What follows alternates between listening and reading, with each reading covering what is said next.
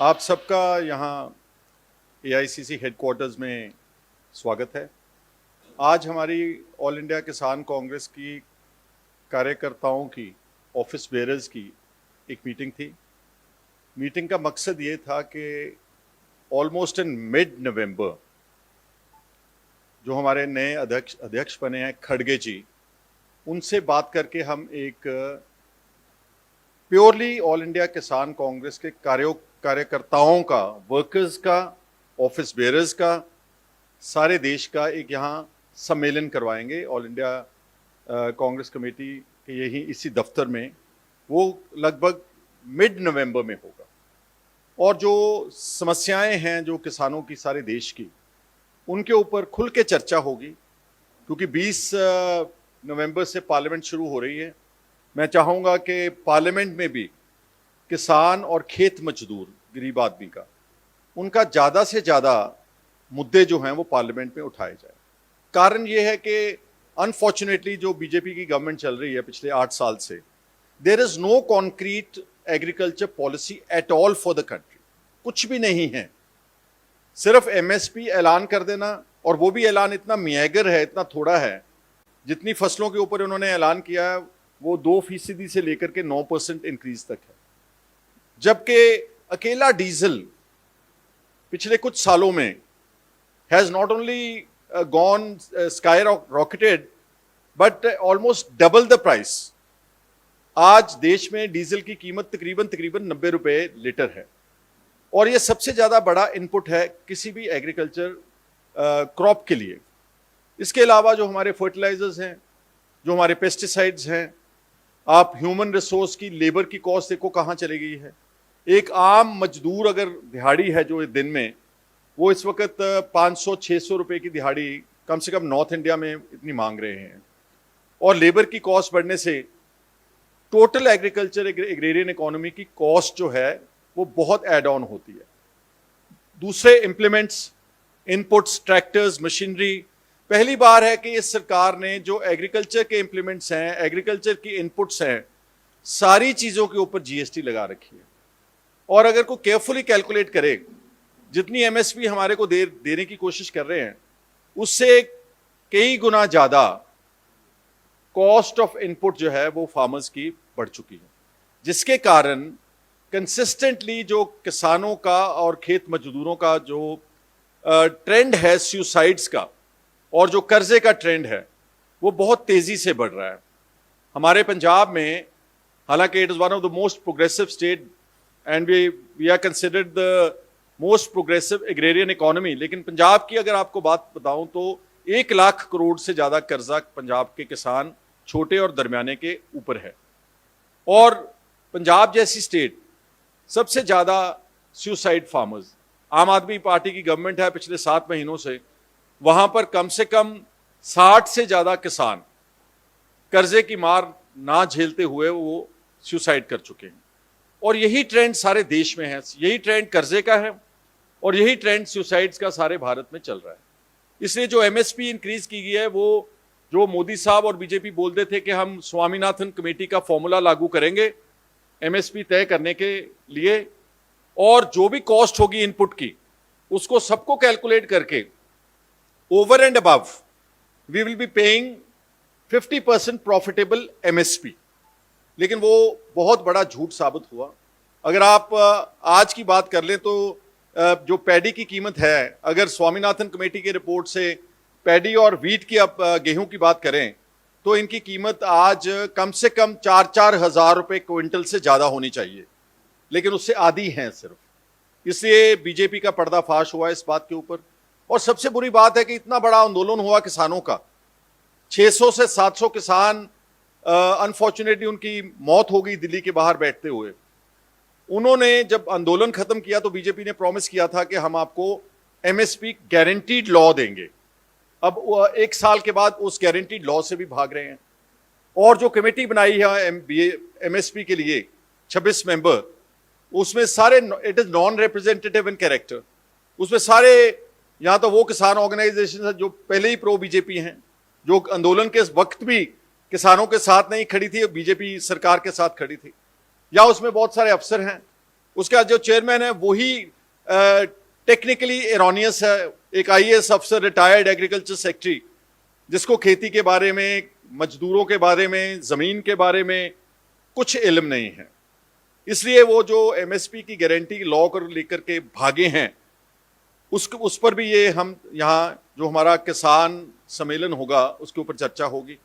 Similarly जो cases दर्ज किए गए किसानों के ऊपर, almost 30,000 criminal cases were registered during 1 year of farmers agitation, वो आज तक बीजेपी ने उन केसेस को मुकदमों को वापस नहीं लिया। एक इलेक्ट्रिसिटी अमेंडमेंट बिल था हमारा, जो हम नहीं चाहते थे कि रेगुलेटर्स जो है वो सारे रेगुलेटर्स जो गवर्नमेंट ऑफ इंडिया स्टेट्स में जाकर के पावर सेक्टर में अपॉइंट करे, क्योंकि बीजेपी की वही कोशिश है कि पावर का सेक्टर जो है उसको भी प्राइवेटाइज किया जाए। लेकिन बहुत सारे जो पावर की कंपनीज हैं गवर्नमेंट की स्टेट्स में, उन्होंने सारा पावर ट्रांसमिशन, सारी डिस्ट्रीब्यूशन, सारा इंफ्रास्ट्रक्चर उन्होंने आप बिल्ड किया है। जैसे पंजाब की बात कर रहा हूं, हमारा जो पीएसपीसीएल है उसमें 1% भी प्राइवेट कंट्रीब्यूशन नहीं है, चाहे वो तारें बिछाने की बात है, खंबे लगाने की बात है, ट्यूबवेल्स लगाने की बात है, कनेक्शन देने की बात है, नॉट इवन 1%।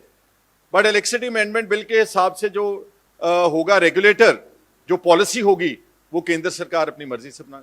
ये ना सिर्फ हमारे हकूक के ऊपर डाका है, लेकिन ये फेडरल ढांचे को कमजोर करने की जो कोशिश है बीजेपी की, उसको भी हम उसकी निखेधी करते हैं, उसको कंडेम करते हैं। लाइकवाइज अभी हाल ही में इन्होंने फैसला लिया है कि जो सरसों सबसे ऑर्गेनिक क्रॉप है इंडिया का, उसको हम जेनेटिकली इंजीनियर करके, मतलब कि मॉडिफाई करके, उसका पॉइजनस वर्जन आ रहा है मस्टर्ड का इंडिया में, जिसको मान्यता दी है बीजेपी की सरकार ने। बहुत विरोध सारे देश में से किसानों ने, जो लोग धरती से जुड़े हुए हैं, जो ऑर्गेनिक फार्मिंग में और जो साफ सुथरी खेती में विश्वास रखते हैं, उन्होंने इसका कट्टर और बहुत सख्त विरोध किया। लेकिन यहाँ फिर बात कॉरपोरेट सेक्टर की आती है। ये सारे modified genetically engineered mustard crops will land up into the hands of corporates like Ambani's and Adani's, like all the crops across the nation. Himachal Pradesh में आप जाकर देखेंगे जितना एप्पल का सारा क्रॉप है वो केवल एक अडानी कंपनी के पास है। वही कीमत तय कर रहे हैं कि उसकी कीमत कितनी होगी, वो फैसला करते हैं कि कब बेचना है, कितने का बेचना है। किसान उसको पालने में पूरा साल लगाता है, उसका कितनी मेहनत लगती है, लेकिन फैसला जो है उसका भाव जो है वो अडानी और कॉरपोरेट्स तय करेंगे। ये जो नीति है बीजेपी की, इसको आने वाले समय में इसको बदलना होगा। भारत जोड़ो यात्रा में मैंने जब कर्नाटका में बेलारी में राहुल जी से बात की, तो मैंने स्पेसिफिकली उनको ये थ्रस्ट दिया कि कहीं ना कहीं जो रूरल इंडिया है, जो हमारा भारत है, गांव में रहता है, 60 से लेकर 70% उन लोगों की कोई बात नहीं हो रही इस देश में। सारी बात अर्बनाइजेशन की हो रही है, शहरों की हो रही है, मॉल्स की हो रही है, बिल्डिंग्स की हो रही है, हाईवेज की हो रही है, कॉन्क्रीट इंडिया की बात हो रही है।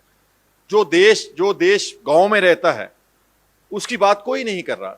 और बीजेपी ने खास तौर के ऊपर, अगर आप देखें पिछले पार्लियामेंट सेशन में उन्होंने आप कबूला है कि हमने पिछले 5 सालों में 10 लाख करोड़ रुपया कॉर्पोरेट्स का राइट ऑफ किया है, जिसको बोल देते कि this is non productive assets, NPA accounts हो गए हैं, इसलिए हम इसको राइट ऑफ कर रहे हैं। ये एक बहुत बड़ी डिस्क्रिमिनेशन है किसानों और खेत मजदूरों के खिलाफ।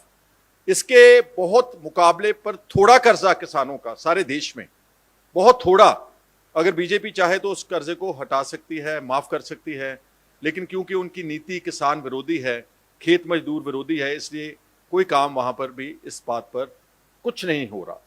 और ये सारी बातें हम तय करने के लिए हमने हमारी ऑल इंडिया किसान कांग्रेस का संगठन का एक किसान सम्मेलन जो रखा है, वो मिड नवंबर में हम डेट अनाउंस करेंगे। खड़गे जी से डेट लेकर के उनकी अध्यक्षता में ये सारा जो है वो बात यहाँ पर लेकर आएंगे। और मैं अर्बनाइजेशन की बात कर रहा था कि अगर क्या सारे देश को शहरों में लेकर आएंगे हम। हमारे शहर already according to international surveys, जो अभी रिसर्च रिलीज हुई है, उसमें दुनिया के 30 सबसे गंदे शहर हैं जो, उनमें से 21 तो भारत में हैं। हमारे पास अभी तक आप दिल्ली के बाहर देखें कितने कूड़े के बड़े ढेर लगे हुए हैं चारों तरफ, चाहे वो मुकरबा चौक है, चाहे गाजीपुर बॉर्डर है, चाहे वो आगरा बॉर्डर है, चाहे वो राजस्थान बॉर्डर है। आप जाकर के देखें कि बहुत बड़े बड़े ढेर जो है कूड़े के, गंदगी के। और ये हमारा कैपिटल है।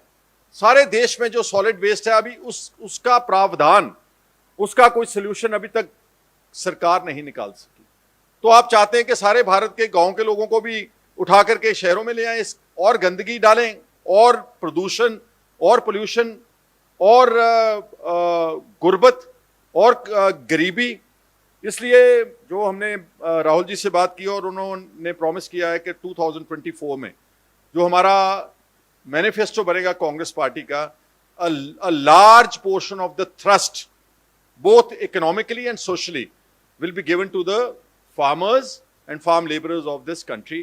इस उद्देश्य से हम अपनी इस तंजीम को आगे लेकर जाएंगे, बढ़ाएंगे। आज की मीटिंग के लिए हम अपने सारे जो आए देश भर से हमारे कार्यकर्ता और ऑफिस बेयरर्स, बहुत सारी स्टेट्स के चेयरमैन हैं, उनका सबका मैं धन्यवाद करता हूं और उम्मीद करता हूं कि हमारा जो सम्मेलन होगा it will start focus, it will start to get politics of India focusing on the issues of farmers and farm labourers. और once we are well entrenched, फिर आने वाले पार्लियामेंट के सेशन में जो ये इश्यूज मैंने उठाए हैं, जो